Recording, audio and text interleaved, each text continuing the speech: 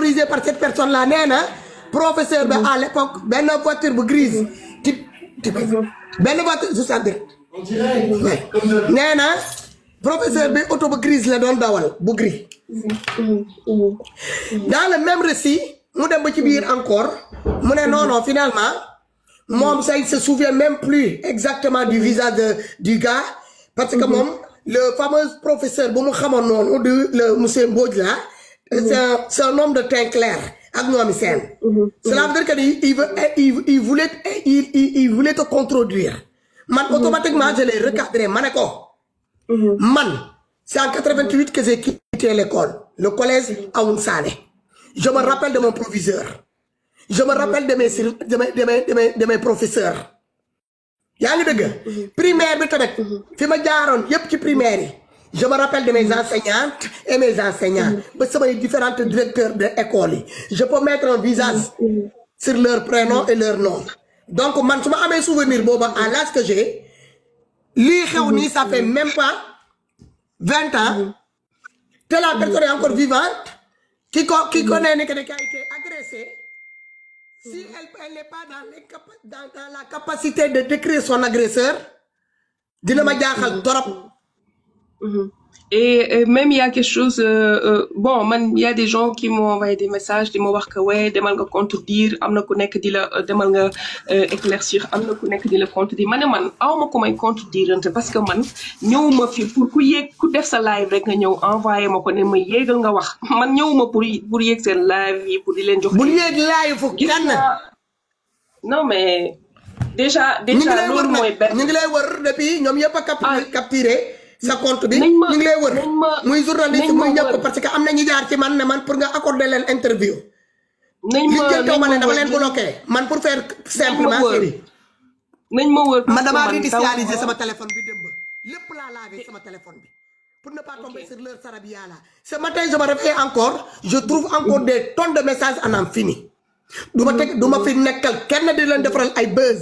parce que téléphone bi nga xamante ne moom ngeen yor xaaral rek ma àggali foofu après je te laisse la parole je veux passer un message pour ngeen comprendre yéen les fous là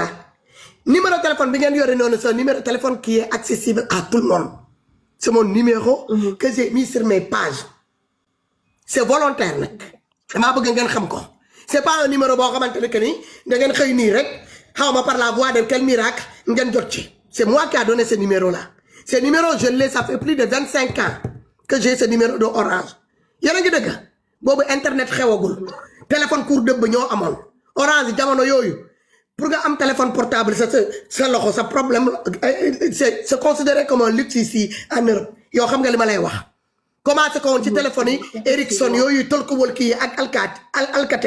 Alcatel laa yoroon boo xamante ne boo ko génnee da ngay mel ni militaire bu nekk au front comme ay tolkuwal kii yéen a nga wax na saay si laa yore numéro bi ma yor ko ba tey parce que ce numéro là j'ai une histoire avec ce numéro là moom ngeen yor noonu di ci dugal téléphone bu ma ko dugal tamit téléphone boobu doyow ma ko dara lu dul pour déglu seeni bêtises yi ngeen may bàyyi la mon inbox di lire seeni conneries ak seeni sarabia yi ngeen may envoyé à longueur de journée su ma toogee ba affaire yi soof ma lu may def c'est aussi simple que ça formater mon téléphone nettoyer ko voilà mise à jour ko c'est def ko comme si je viens de l'acheter li ñu daje ci paquet pour bañ a déglu seen yooyu ngeen may wax moo tax man intéressé wu ma quelques personnes yoo xamante ne xamoon naa leen ñii ma téye leen comme ay frères ñii ma jàppoon leen comme ay sœurs demoon ba un certain moment ils n'ont pas voulu compatir à ma douleur en sachant que man passé daf ma def j'ai pris sur moi ma gungee leen ba ñu toog bi ñu toogee laa ne ni que ne l'heure est venue pour dévoiler les choses ma wax sénégalais yi li ma dund ak Pastef dans les coulisses te ba mënoon koo fësal ci jamono yooyu mais bu ma ko defoon dañuy naa ni que ne kii nan la Pastef mën a nekkee ci situation yi wala son leader nekk ci situation yi muy génn di wax ma jël lu ma neex ak li ma naqari yépp ma teg ko je suis passé par toutes sortes de humiliation Pastef m'a sorti une communiqué ils m'ont adressé une communiqué en me jetant en pâture j'ai été lincé. Ma maman aussi. Il y a des gens qui sont introduits dans ma maison pour aller filmer ma maman, filmer l'entourage de ma famille pour venir les jeter dans Facebook. Sama doom yi pareil, mon mari pareil. J'ai perdu mes jumeaux ici. À ma sortie de l'hôpital, on m'a même demandé, le actuel président de l'Assemblée nationale m'a appelé au nom de Ousmane Sonko pour me demander de retirer le nom de Ousmane Sonko sur ma page. À l'époque. Il part, il revient pour me dire qu'ils doivent aller se rendre au Magal de Touba, que je ne peux pas continuer à garder le nom de Ousmane Sonko, vu qu'on n'arrive pas à changer le nom, à garder ma page. Je n'ai qu'à supprimer ma page. Ils m'ont inventé toutes sortes de noms d'oiseaux. Ils n'étaient pas au courant de ce que moi je subissais en coulisses avec mon staff. J'ai pris sur moi. Je ne pouvais pas reculer parce que ça m'a cadeau me dit tout. Le jour-là que le président de l'Assemblée me demandait de faire ce geste-là, est venu au nom de Ousmane Sonko. Wallahi, ma fille, je viens de perdre mon bébé, le dernier. J'ai perdu mon premier, ma fille. 4 mois avant, entre 4 mois et 5 mois, j'ai perdu ma jumelle. 5 mois en 6 mois, j'ai perdu le jumeau, le garçon. Le jour de ma sortie de l'hôpital, c'est ce jour-là que le président de l'Assemblée, actuel président de l'Assemblée, El Malik, m'a contacté pour me demander, vu qu'on n'a pas réussi à enlever le nom de Ousmane Sonko sur ma page, de supprimer la page. Car eux, ils doivent se rendre au niveau de Touba pour aller ziarer le Khalif général de Mourid. Vu qu'ils étaient diabolisés à l'époque, dans ces maisons maraboutiques, donc ils ont besoin de laver leur honneur. Vu qu'ils ont déjà sorti un communiqué. Donc, pour aller jusqu'au bout de leur raisonnement, il faut que moi, je me plie à leur exigence de supprimer ma page. C'est là où j'ai tapé un grand coup sur la table. J'ai dit au monsieur, moi que tu parles là, je viens de perdre un bébé. Je viens de perdre mon bébé. J'ai pas la tête à me penser sur une page. Laisse-moi le temps de voir s'il y aura une possibilité dans l'avenir. Non, il faut le faire parce que j'ai refusé catégoriquement de supprimer ma page. Avec plus de 118 millions de 1000 abonnés. J'ai fait des crises de nerfs. J'avais des problèmes d'estomac, nerveuses. J'ai déclenché tout ça là. Des palpitations en infini. Je tombais. J'ai fait 2 fois malaise à mon travail et en pleine circulation. Car je veillais jusqu'à le matin. Juste pour veiller sur Ousmane et ce projet-là. Mais ils n'ont pas hésité. J'ai subi l'harcèlement, l'intimidation, des insultes venant des gens de Pastef. Et les personnes qui m'ont réconforté, c'est des gens de APR. Madame Waha. Nitu APR yi ñoo ma doon woo di ma defal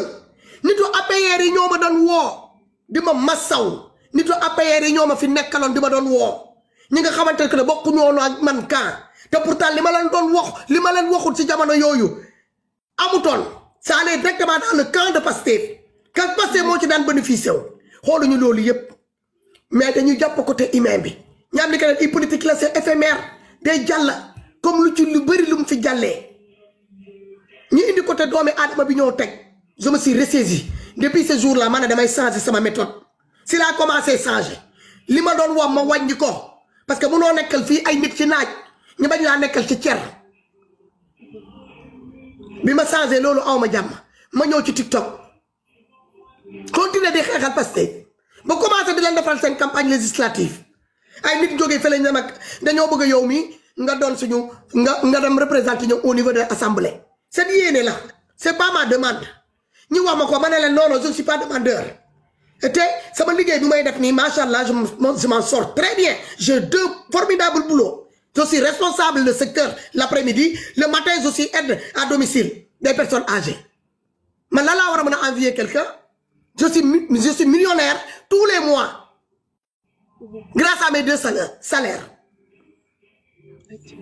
Manele, je ne peux pas abandonner ce que j'ai ici pour aller au Sénégal pour une poste que c'est éphémère. Faut que le pour demain. Moi, il faut faire la promotion d'une telle députée. La femme Bousso. Madame Doumako Def. Elle n'a qu'à se mouiller. Comme on a l'eau. saagay takarnaase waa soxloo ñu la assemblée parce que ça dañ la néwon bokko nangam ma ne leen comme xam ngeen loolu yéen koy wax pourquoi me demander de faire la promotion d'une tierce ou une tierce personne je le ferai pas léegi vous êtes là Pastef est là votre leader est là prenez tout j'en ai ma dose ma jël le câble bi ma amone le chargeur de mon téléphone que je considérais comme un cordon ombilical qui me reliait avec Pastef je l'ai découpé devant tout le monde manelen man dama aramal Pastef avec son leader légui may len ma nopp tay la len di wax ce que j'ai subi avec Pastef dans les coulisses ma génne comme ni ma la ko expliquer ni j'ai sorti tout j'ai fait mon récit ñi ne lolu amut commencé di ma diffamer c'est man mako vécu man mako dund ma gis ay nit kenn ba ñi naan ni que ni da ñu warona indil sa fétiche doom yoyu ñu posté ko ci Facebook ci internet sama doom yi waru ñu won dé man ma warona dé car je mérite pas de vivre vie que ni dama né que bayina Ousmane Sonko ngeen gis ñi taf ma taf samay doom taf sama ancien jëkkër diko jéma outil ci Facebook bi pour jéma xarito ak mom pour mëna am lu ñuy suturé ci mom ci information di jéma lijeenté des anciennes personnes ñi ma amantalon problème té ñu démon bo au niveau de la Casamance là où j'habitais fu ma dëkk dans le passé dem pour dugalante ak ñooñu pour mëna jël ay information ñëw tassaré ko ci internet bi mais man j'ai la conscience tranquille dama xam fi ma judd ma xam li ma fa bay comme réputation ma xam fi ma tok ni qui je suis man buñ ma né dañuy dem dama leen di naan dem leen parce que ñi leen précédé won bu ñu démé ils sont revenus bredouilles parce que man awma luma bay fofu à l'âge de 13 ans la jógee dans ma famille je suis parti même ma maman n'a pas fekkewul sama âge de puberté mais première règle même ma maman la mënu la wax comment ça s'est passé et la personne qui a assisté à tout ça là de puberté jusqu'à le jour jusqu'à mon mariage quand je suis revenu au Sénégal c'est quand je me suis marié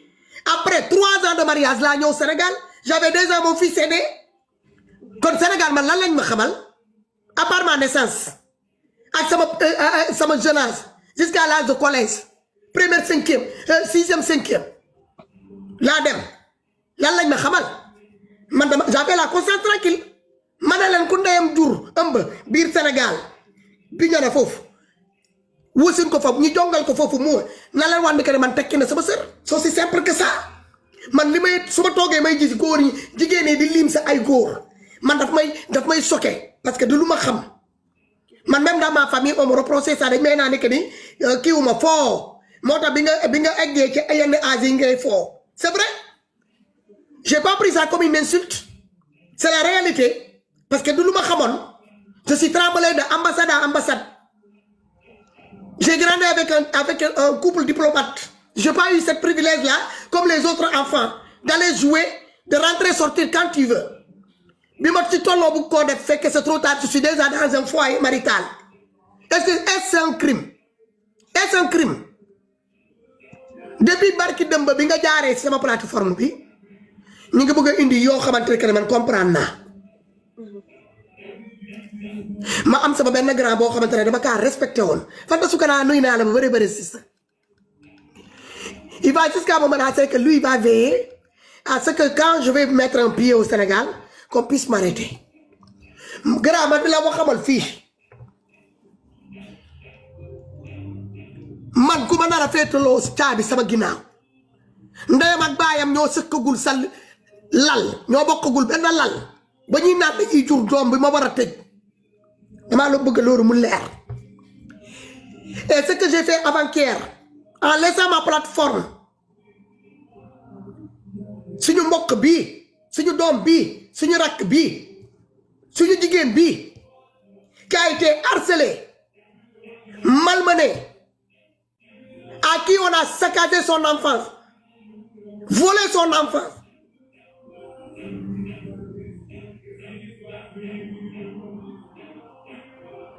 rëccuma ko tay barki dem ba rëccuma ko tay te duma ko rëcc suba ak ginnaaw suba te dinaa ànd ak moom jusqu'à la xolal ici repose, la pierre ici repose, pierre tombale ici repose. Parce que yaay là. Parce que jigéen là. Parce que doomi aadama là avant tout. Kii luñ ko def bu heurtewul seen sensibilité man dafa am fu mu àgg ci man loolu mun leen koo comprendre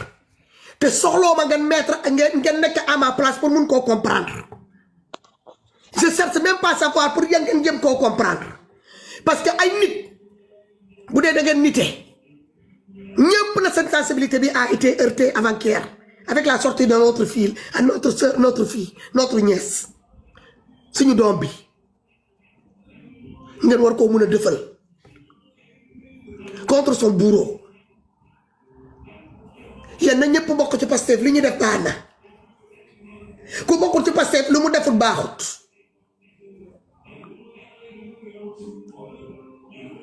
kii lu muy dof yëpp 18 millions de Sénégalais mu xool ñëpp ba mu nekk mu seppi ci kenn nee na daam la tudd Mbodj la sant professeur anglais ngeen ñëw toog fii di ma naan na la leeral fii c'est que lu mu la doon wax tu n'as pas compris Dame Mbodj musul nekk ci école boobu ñuy wax dafa juum ci CM Dame Mbodj naa jamais enseigné ci CM xawma naka ak ñoomi seen juumuma ci CM waaw Ibrahima Thiaw juumuma ci loolu benn la ci Sénégal waaw ma ne leen bu dee degré dame était il peut y avoir deux dames deux Mbodj deux professeurs d'anglais à la fois qui ont la même tête loolu est-ce que mën na nekk moom laa lay wax noonu léegi nag ñoom comme c'est des monsieur et madame connaît tout ils étaient là il y a 20 ans quand toi tu subissais cette agression là ils étaient là il y a 20 ans quand toi tu te faisais malmener par ce monsieur ils étaient là il y a 20 ans quand toi tu te faisais harceler tata dama lay wax sax leen dama lay jox benn nouvelle damay jox benn nouvelle démb gis nga nit ki Dame Mbodj doon xeexal contacté na ma démb mu ne ma dama dégg histoire bi rek ma xam ne yow la parce que man histoire bi daf ma concerné nit ki contacté na ma démb on a parlé presque 1 heure de temps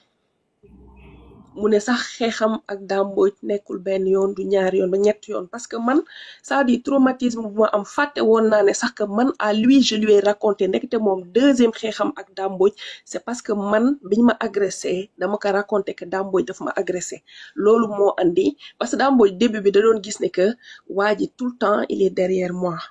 loolu moo nekk seen premier xeex ñoom ñaar mu ne ma mais deuxième xeex bi te di nga dégg jox naa sama numéro après mu ne ma deuxième xeex bi danga ma raconté que Dame Mbodj da la agressé ma dem école fekk ko fa saaga ndeyam jour boobu dañoo xeex man ak moom donc man li ma wax man am na sax yoo xam ne dama koy fàtte parce que man nee naa la traumatisme ak dépression yu bari laa ci jëlee man bi ma waxee dama ko ne carrément man fàtte woon naa ne que man loolu wax naa la ko mu ne ma effectivement tu me l'as dit yow jël moo tax tey bind naa la dem si guddi bàyyi la sama numéro téléphone d'accord sur le Saint Coran li may wax nii dinañ wax man ak yow tu vas écouter xam nga loolu laa bëgg waaw bul sonante sa bopp liñ la def métti na t'as même plus besoin de te déplacer encore qui a cru tant mieux qui n'a pas cru tant mieux mais sama yaay lan la ma wax mu ne ma sa tentative de suicide yi nga def depuis que Sénégal bu mu commencé sànq laa doon wax moom mu ne ma kayit yi maa ngi ak moom très bien na denc lépp preuve la boo mu ne déplacé wu dem ba Sénégal va voir les autorités compétentes nga ànd ak sa waajur yi nga dem gis les autorités compétentes woo presse sénégalais yi ñi ñëw ñu taxaw après avoir déposé tu prépares tes plaintes en avance fii nga nekk tu es un intellectuel commencé de faire sa plainte en avance jëlal sa temps tu marques tout li nga dund yow yaa ko xam yow rek ak yàlla ak moom ak malaaka yi ko fekkoon ngeen kii ko nga jël sa temps nga noté benn par benn boo pare nga boole ko avec tous tes ordonnances plus les papiers qui attestent admission yi nga defoon dans les différentes hôpitaux yi pour tentative de suicide yi ak ñoomi seen nga garder lépp ta maman est vivante elle est témoin clé votre papa vous l'a mis à l'abri parce que vous voulez pas détruire sa carrière prenez il faut pas laisser le vieux maintenant en dehors de ça nga jël sa courage en deux mains comme tu l'as fait avec moi un inconnu confiance bi nga am ci man cette confiance là xamal ni que ne góor nga ko sëkkal te du ma la bàyyi damaa bëgg mu loolu leer ci kanam sénégalais yi laa